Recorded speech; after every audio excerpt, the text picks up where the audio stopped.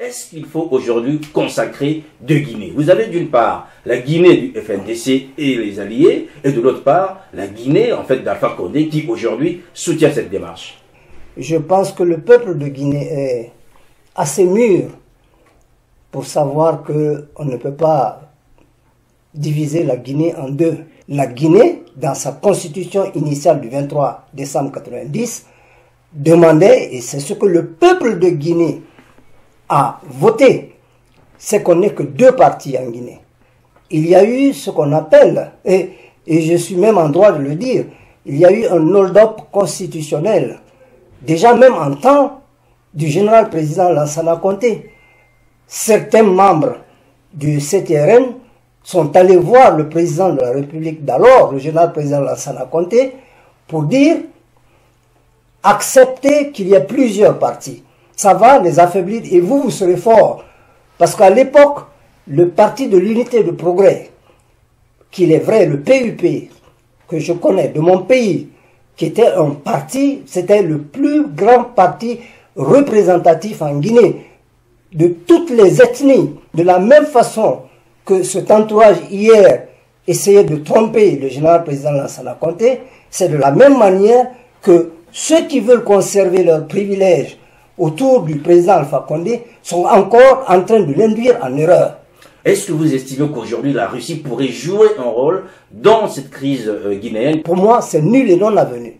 Politiquement, la Russie n'a rien à voir avec les problèmes guinéo-guinéens. Donc si aujourd'hui il donne des garanties à Alpha Condé en lui permettant de faire un certain nombre de choses, ben je vois mal... Des garanties, vous voulez dire des garanties politiques pour déstabiliser la Guinée? Enfin... Constitutionnellement parlant, changer la constitution, vous voulez dire que la Russie, moi je vous retourne la question, répondez à ma question maintenant moi.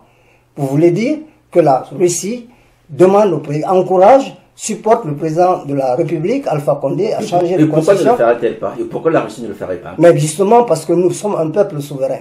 Et vous pensez que cette souveraineté est bien représentée par Alpha Condé? Juridiquement parlant, techniquement parlant, la constitution du 23 décembre 1990, elle est encore valable. Elle est valide, elle n'a pas été abrogée. Parce que, encore une fois, une constitution ne peut pas être abrogée par une ordonnance présidentielle. Mais, monsieur, quand le président de la République viole la Constitution et que, par voie de conséquence, qu'il y ait des troubles de fait, qui trouble l'ordre public? Parce qu'aujourd'hui, dans le cas d'espèce, on a arrêté des gens, on a mis des gens en prison, on a condamné des gens, tout simplement parce qu'ils ont réclamé pour trouble à l'ordre public. Mais il faut quand même inverser. Je pense que là, on a inversé la situation. Parce que celui qui trouble l'ordre public, c'est celui qui ne respecte pas la Constitution. Le président Alpha Condé, qui se dit professeur de droit, qui est professeur de droit, donc qui est censé savoir qu'une loi doit être respectée. En fait... Donc, aujourd'hui, le fauteur de trouble, c'est Alpha Condé, en fait. Ben, monsieur, qu'est-ce que vous voulez que je dise? Je ne veux pas, sincèrement... non. Je ne veux pas peut-être tenir des propos qui vont déranger un aîné à moi, mais le fauteur de trouble, c'est lui. Aujourd'hui, je conteste. Je conteste ce que le président Alpha Condé et ses acolytes sont en train de faire dans mon pays. Mais je n'encouragerai jamais une insurrection populaire en Guinée. Est-ce que vous dites aujourd'hui aux Guinéens, pas d'insurrection populaire, si le FNDC vous appelle, ben, restez chez vous, ou bien vous soutenez aujourd'hui cette démarche du FNDC par rapport à ce que Alpha Condé appelle lui des troubles à l'ordre public qui font aujourd'hui de dizaines, voire de centaines d'arrestations et parfois même des morts en Guinée aujourd'hui? Il faut être démocrate. D'accord. Tout simplement. Je ne suis pas pour le référendum. Oui. D'accord? Mais je me battrai en bon démocrate pour que ceux qui sont pour le référendum disent qu'ils sont pour le référendum.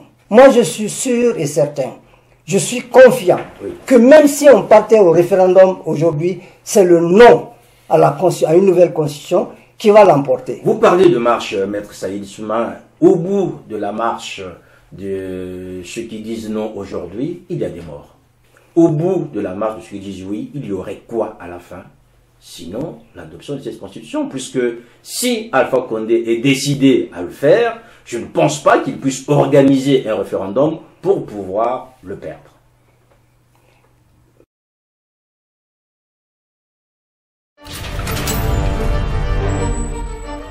Faut pas blaguer des Ziana TV, y a pas de Ziana TV, la chaîne qui nous redonne de l'espoir. Ziana TV, c'est la chaîne qui nous accompagne au quotidien. Ziana TV, c'est la chaîne qui te dit vas-y on avance, allez, allez, on y va ensemble. Ziana TV, faut pas blaguer des Ziana TV, y a pas de